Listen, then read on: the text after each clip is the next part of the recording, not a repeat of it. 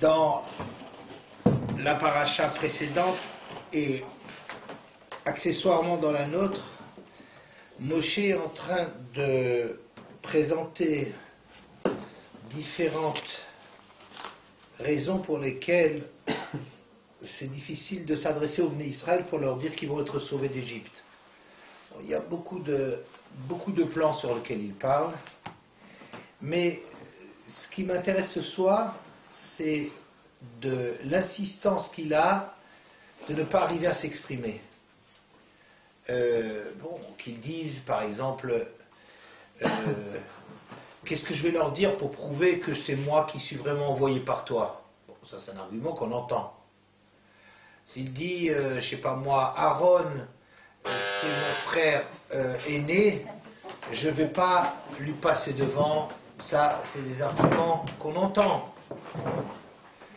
mais il a une insistance, je dirais presque lourde, à présenter ce refus-là de parler parce qu'il ne sait pas s'exprimer. Alors il y a notamment dans deux endroits, dans la paracha de la semaine dernière, Perek Dalet Pasuk Yud, Vayomer Moshe l'Hashem, Bi Adoni, Ado Hashem, Lo ish dvarim anochi, Gam mishilshom, Gam temol, Gam shilshom, Gam me'al dabecha el avdecha.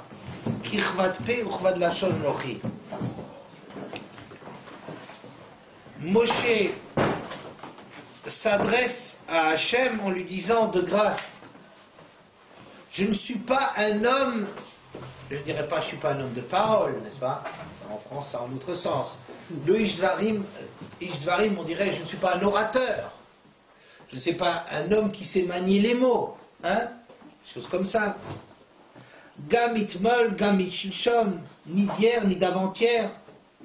Gam me'al dabecha el avdecha, ni depuis que tu as parlé à ton serviteur, que tu t'es adressé à moi, j'ai jamais su parler. Kirchvat pe uchvad lashon anochi, car j'ai. Alors, les mots ont leur importance, mais comment? Non, j'ai dit une lourdeur, non? Oui, certainement, quoi. Je suis lourd d'élocution, j'ai une élocution lourde. Je ne sais pas s'il est bègue. Je pense que les traducteurs, ils ont la même difficulté que moi, qu'il faut bien mettre des mots à la place de l'hébreu, mais le problème, c'est que je ne pense pas qu'ils sont plus malins que moi, et ils ont la même difficulté à dire quelque chose de vrai. Mais seulement, ils sont obligés de le faire, à me dire, je suis bègue. Je ne sais pas si Moshe était bègue, la vérité. C'est un scoop, hein. C'est pas sûr qu'il bégayait. C'est pas sûr qu'il bégayait. Ce qu'il est sûr, c'est qu'il se présente comme Kvat P ou Kvad Lachon.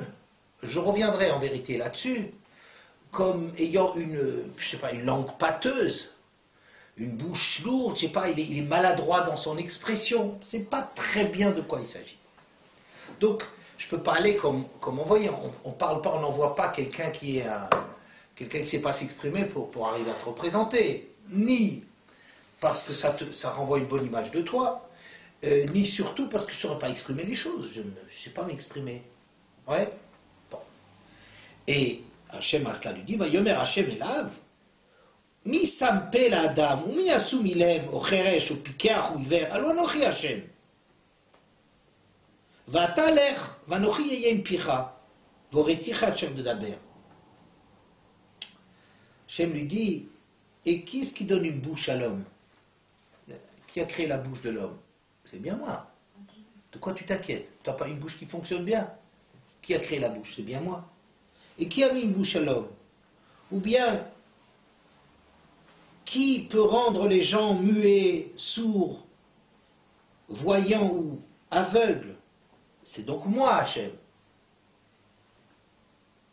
Et maintenant, va, et je serai avec ta bouche. Et je te dirai, je t'indiquerai ce qu'il faudra parler. Problème résolu. Je ne sais pas quel est le problème, de lourdeur, d'expression, mais problème résolu. Baruch Hashem. La paracha de cette semaine, Parashat Vaïra, Perek Vav Pasuk Yudbet, Vaidaber Moshe lifnei Hashem lemor. Moshe s'adresse à Hachem en disant Hein bnei Yisrael lo shamu elai ve'ech yishmaini paro vani araz fataim. Moshe parle donc devant Hachem en s'exprimant, on dit voici que les Bnei Israël ne m'ont pas écouté, et comment est-ce que Paro va m'écouter alors que moi je suis Araz Fataim?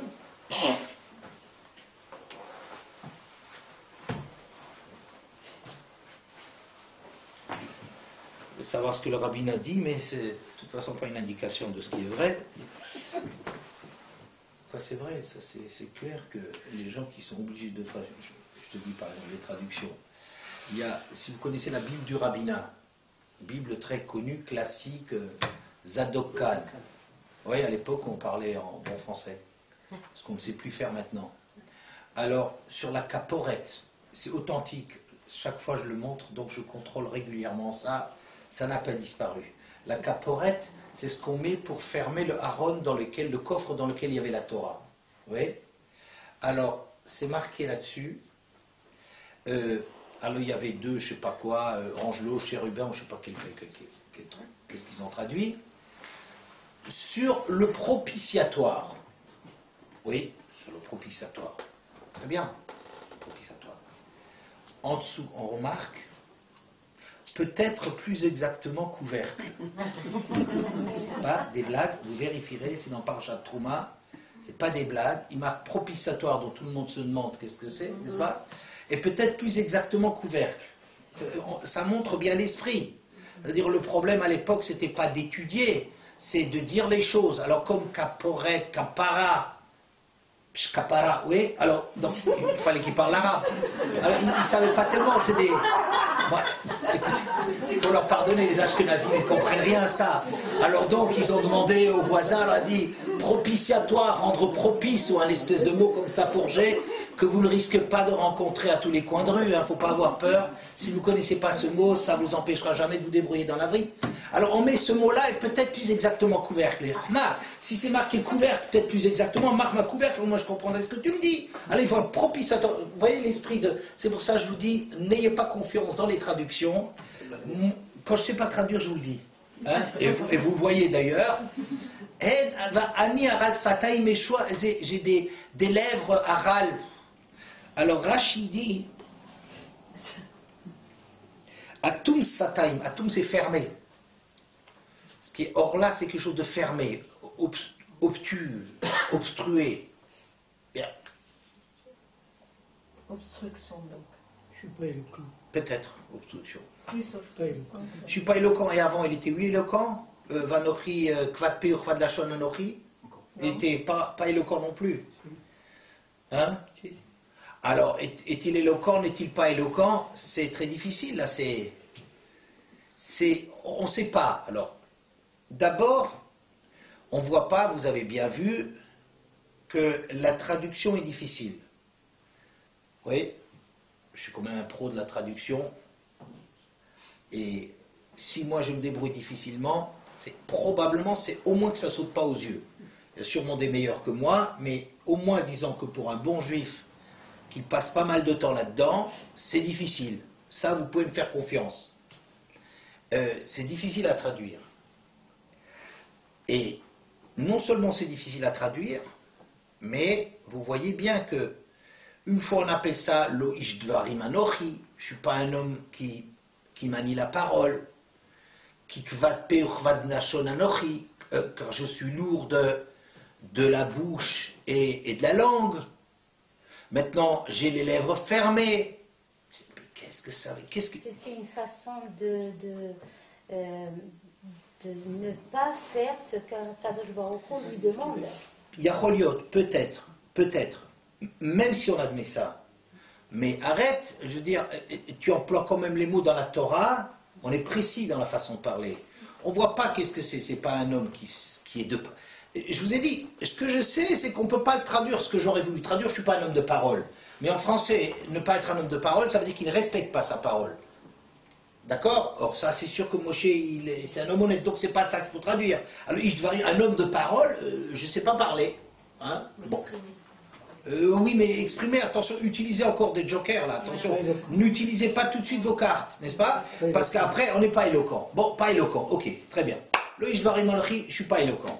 Car je suis un homme, kvad pe ou kvad lachon. Alors c'est quoi?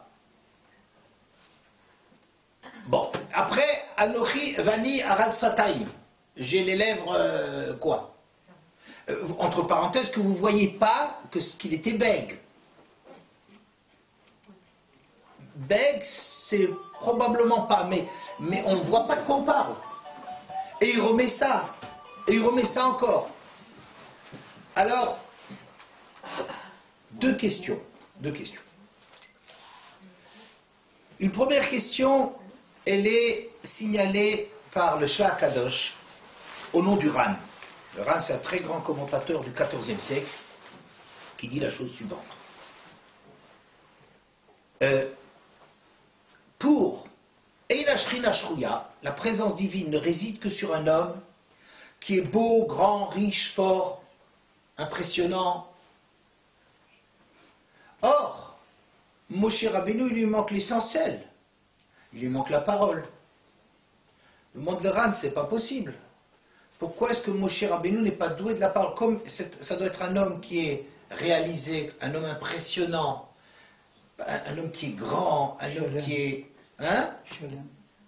Qui est Shalem, si on veut. Un homme qui maîtrise des choses, qui est un bon représentant d'Hachem. Or, la première chose à avoir, ou à peu près, c'est un don d'élocution. C'est un mauvais représentant, vous comprenez? Même si vous avez une bonne boîte, mais qu'on envoie quelqu'un, maintenant on peut dire un bègue, vous voyez? Je vais vous raconter une petite blague, mais celle-là, il faut l'effacer. C'est un bègue qui arrive dans un bistrot et dit, s'il vous plaît, une bière. Alors le garçon vient et dit, vous la voulez brune ou blonde? Et puis un client qui vient, un autre qui vient et dit, un café, que ça saute. Alors le même garçon il dit, tout de suite monsieur, je viens. Alors le premier dit, vous fichez de moi. Alors il dit, pas du tout, c'est de l'autre que je me fiche.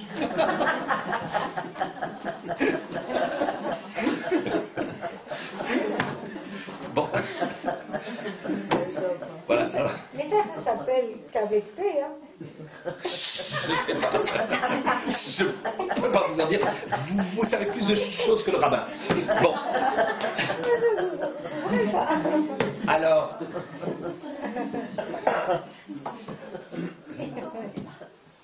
Le Ran pose la question, donc il dit, mais c'est un mauvais représentant d'Hachem, même s'il représente la meilleure boîte du monde, et s'il commence à parler comme ça, hein? Bon. Et le Ran, il répond la chose suivante, que bien qu'on demandait à un prophète d'avoir tous les dons, et pourquoi? Ça se comprend. C'est pas seulement parce qu'un prophète représente quelque chose, mais parce que une personne qui est douée dans tous les domaines, à qui ne manque rien, c'est quelqu'un de réalisé. Et c'est quelqu'un quand il va s'exprimer, il n'a pas un problème personnel à résoudre. C'est quelque chose de quelqu'un de riche. Donc, un prophète, c'est pas un gars qui travaille du chapeau. Comme souvent, les prophètes, c'était des gens un peu, des derviches tourneurs, des types qui tournent jusqu'à ce qu'ils soient absolument étourdis. Ils a plus de, on ne dirige plus son corps, on ne dirige plus sa bouche, on invoque des esprits comme ça. On a l'impression qu'il faut décoller de la réalité, et pour pas dire autrement, pour arriver à exprimer quelque chose.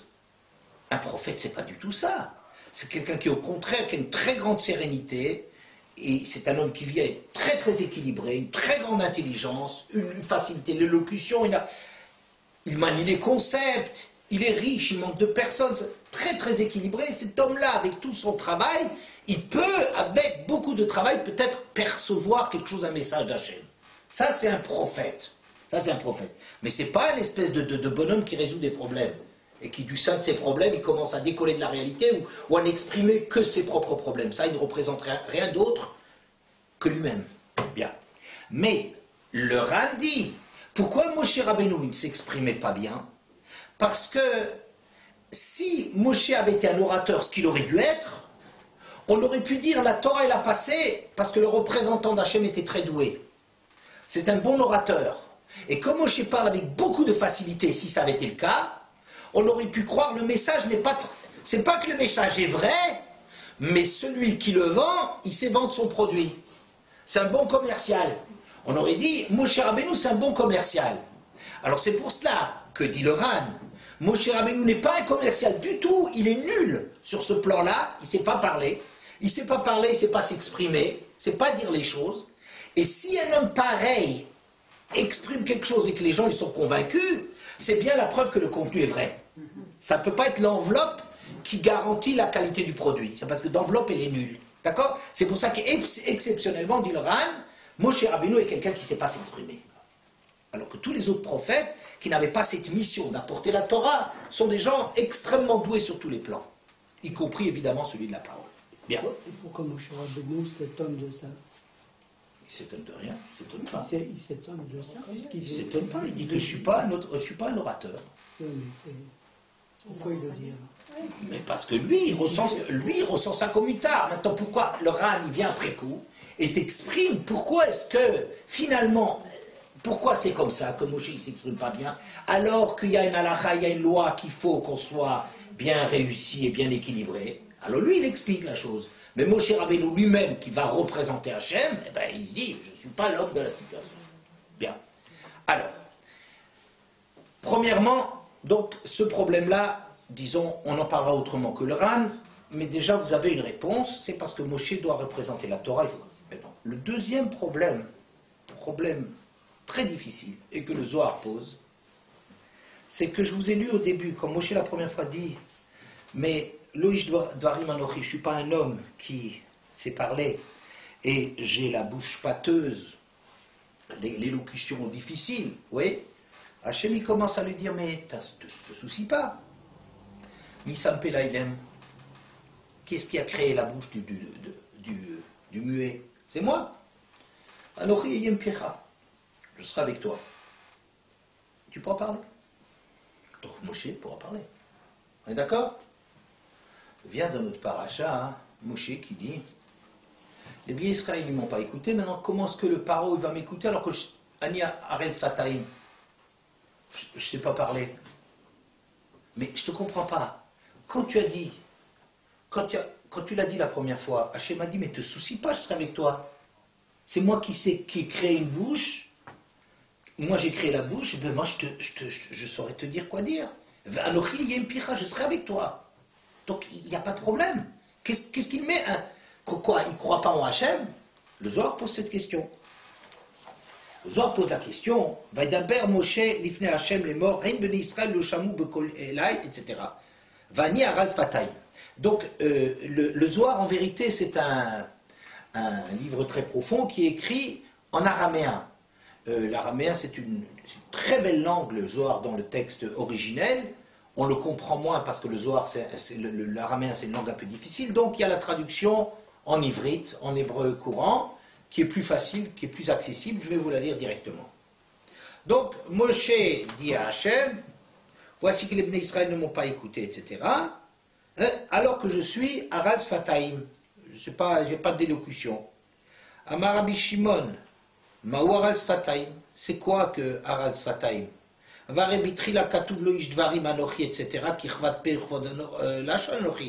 Pourtant au début, il avait déjà dit, je ne suis pas un homme qui sait parler parce que j'ai une bouche pâteuse et je ne sais pas trop quoi. Et Hachem lui a répondu, de quoi tu te soucies? Qu'est-ce qui fait parler l'homme? Et Hachem lui a dit, je serai avec ta bouche. On peut envisager que Moshe ne croit pas qu'il arrivera à s'exprimer tout ce qu'il a besoin de s'exprimer. Qu'est-ce qui remet ça? Très très grosse question. Hachem lui a garanti, il n'y a pas de problème. Alors quoi, il remet ça? Il ne croit pas en Hachem? Invraisemblable, c'est pas possible. Vata Amar Anisach Aral Satali, mais maintenant il va remettre ça. Imkein,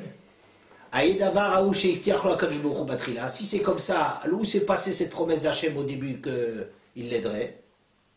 Elle a sodou, c'est un secret. Moshe ou Beprinat Kol, Moshe, son niveau c'est le Kol, Kol c'est le son, je dirais le contenu. Au Prinat Adibour, chez Udabour, Dibour Shelo Begalout. Tandis que la parole, sa parole, il n'en disposait pas. Et il était incapable de s'exprimer. Il y a deux choses. Ici, on est en train de dire deux choses. Il y a le contenu, le col, ce qu'on dit par les pas, ce qu'on veut dire, et savoir s'exprimer. D'accord? Alors lui, il a entendu que penser les choses, je reviendrai encore là-dessus, on ne se soucie pas, mais ça, il est garanti là-dessus qu'il saura bien penser les choses, il arrivera à les dire. Mais la parole, le dire, il ne sait pas le dire. Ouais, on verra encore, on viendra encore là-dessus. Bien. Donc, le problème devant lequel on est essentiellement est le suivant. C'est que il y a une place excessive, apparemment, des arguments de Moshe, je ne sais pas parler, je ne sais pas, et que nous ne savons même pas traduire. Et un autre problème est de traduire, mais de quoi est-ce qu'on parle?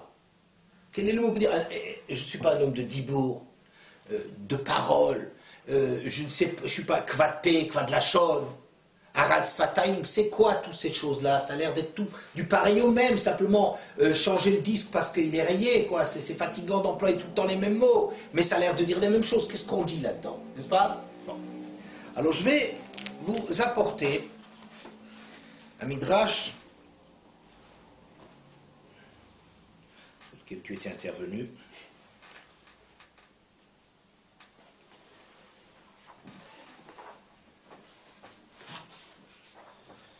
Shmot Aleph Kavav. On raconte l'enfance de Moshe. Et là, vous allez reconnaître ce texte-là.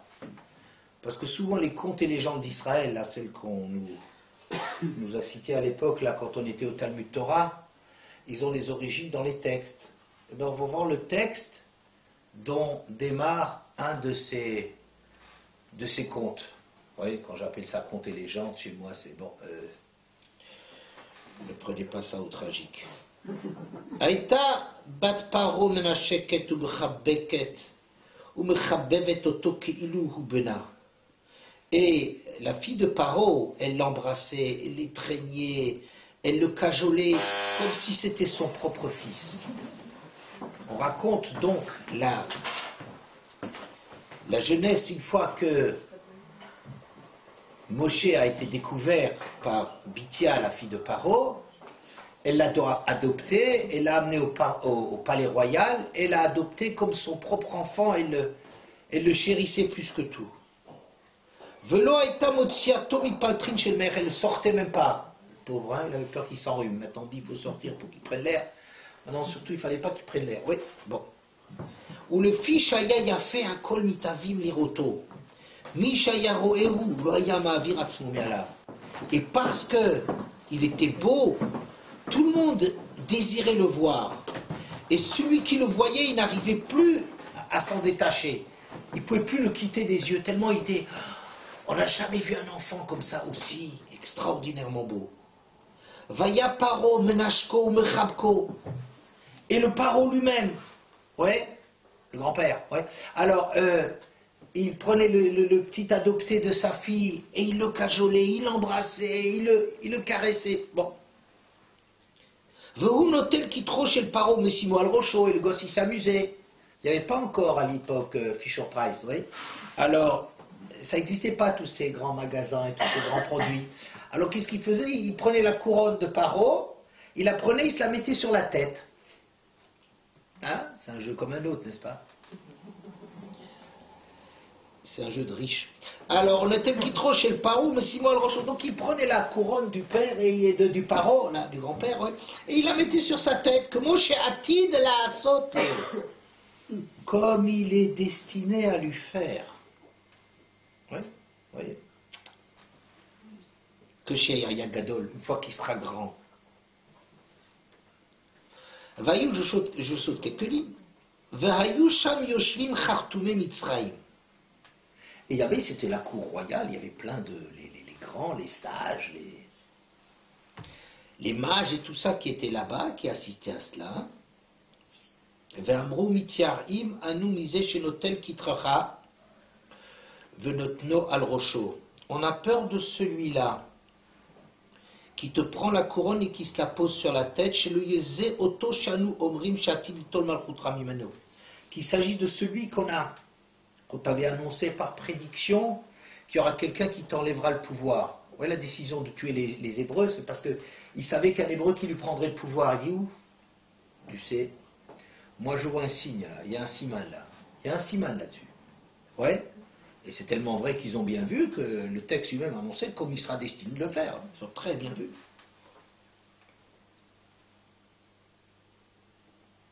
Mehem omrim le orgo, mehem omrim le sorfo. Ah, tout de suite, il y a eu quoi? Qu'est-ce qu'on fait avec cet enfant? Qu'est-ce qui se passe? Il y en a qui disaient il faut le décapiter. Ouais. La roque, c'est l'épée. Il y en a qui disent qu'il faut le brûler. Vaya yitro yoshev benehem. Et parmi eux, parmi ces sages, les proches de Paro à cette époque-là, il y avait Yitro. Vomer lahem anar hazeh imbodat. Dit, qu'est-ce que vous voulez à ce gosse-là? Il n'a aucune conscience. El abachanu oto, veviu le fanav bekara zav gachelet. Vous avez qu'à le mettre à l'épreuve. Apportez devant lui un plat sur lequel il y aura de l'or et de la braise. Im yoshit yado lezav yeshbodat, vargu oto. Si jamais il porte la main sur l'or, ça veut dire que ces gestes ont du sens, il comprend. Et donc, vous le mettrez à mort. Ve'im yoshit yado le gachelet, et si jamais il porte la main sur la braise, en bodat. C'est un gamin, il ne comprend rien. Ve'en alav mishpat mavet, et il ne mérite pas de mourir. Miyad eviu le fanav shalach yado likach hazav. Tout de suite, ils ont apporté devant lui. Et ils ont envoyé Et vieux le tout de suite on l'a apporté devant lui, aussitôt fait, ouais, on a apporté un plateau dans lequel il y avait les deux, et il va porter la main pour prendre l'or. Le malach Gabriel est venu et il lui a poussé la main pour saisir la braise. Et il rentre la braise dans sa bouche pour éteindre. Ça brûle. Venir le chono. Et un bout de sa langue qui brûle.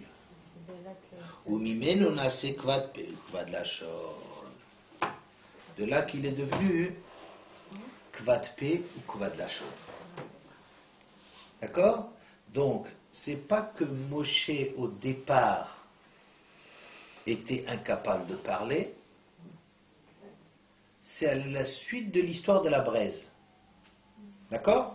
Comme ça vous rappelle les histoires qu'on apprenait autrefois. On a appris cette histoire-là. Hein? Moi, j'étais au Talmud Torah, j'ai dû connaître cette histoire. Donc, Moshe au palais du roi, tout le monde raffolait de lui, et comme il s'amusait à prendre la couronne de Pharaon et de se la mettre sur la tête, ce qui en vérité a une vraie signification, eh bien, il y a des gens qui ont compris que ça avait de la signification. Ils ont dit, mais cet enfant-là, mais c'est celui qu'on prévoirait, que le pouvoir il va t'échapper, il va passer à... Eh bien, on a peur que c'est celui-là. Il y en a qui voulaient tout de suite exécuter. Il y avait parmi eux quelqu'un, un chacham, un yitro. Allons doucement. Il faut d'abord savoir, est-ce que ce gosse, est-ce que ses actes ont une signification ou pas? Il faut le tester, n'est-ce pas? Alors il a proposé de dire, ben regardez, tout de suite il a proposé, que c'était un homme non seulement qui avait des idées, mais la réflexion, il a des idées pratiques. Il dit, ben apportez sur un plateau l'or et... Vous verrez bien. Ou bien il va porter la main sur l'or, ou... ce gosse-là, il sait ce qu'il fait. Alors vous le tuez. Et s'il va porter la main sur la braise, ça veut dire que ces actes n'ont rien du tout, ça ne veut rien dire du tout, c'est des amusements. C'est un jeu comme un autre, vous voyez bien, il prend la Béachelem, il peut prendre ta couronne, ça ne veut rien dire du tout, laissez-le en vie. On fait ça. Moshe va porter la main sur l'or. Ben non, il se passe quelque chose qui prend finalement la braise. Mais vite en bouche, parce que ça le brûle, je ne sais pas quoi, pourquoi il a ce réflexe-là, pourquoi est-ce qu'un jeune, qu'est-ce qu'il a déjà comme intelligence d'éteindre quelque chose qui brûle, j'en sais rien. Et c'est ça qui fait brûler la langue, qui fait qu'il est quoi de peu ou quoi de la chose. Très intéressant, je trouve, comme Midrash, à part c'est une jolie histoire, ouais, mais que c'est l'origine de ce handicap de Moshe, de cette infirmité, qu'il est kvad peu ou kvad lachon. On voit là en direct d'où ça s'est passé. C'est pas de naissance, c'est à la suite de cette histoire. N'est-ce pas? Bien.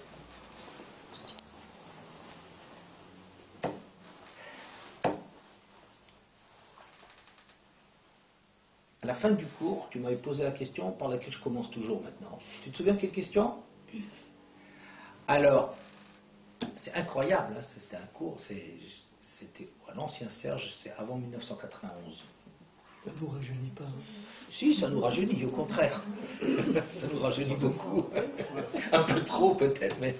Alors, et une très bonne remarque de David, il a dit... On a toujours l'impression que Yitro, il est un bon monsieur, un gentil monsieur. Mais la vérité, il donne beaucoup de chance à Moshe. Il lui présente de l'or et un morceau de braise. C'est évident qu'on va tendre la main vers l'or, c'est d'ailleurs ce qu'il fait Moshe. Ça veut dire qu'en vérité, c'était pas du tout quelque chose qui était... C'est pas du 50-50. Pas du tout. Parce que ce qui brille, c'est pas toujours de l'or, mais l'or brille, vous voyez? Alors qu'une braise, c'est un truc qui est gris à l'extérieur. C'est pas attirant. Donc c'est sûr, pratiquement, que n'importe qui se laisse attirer par... Il est attiré par... Hein, on n'a jamais vu qu'une pie, elle emporte des morceaux de braise.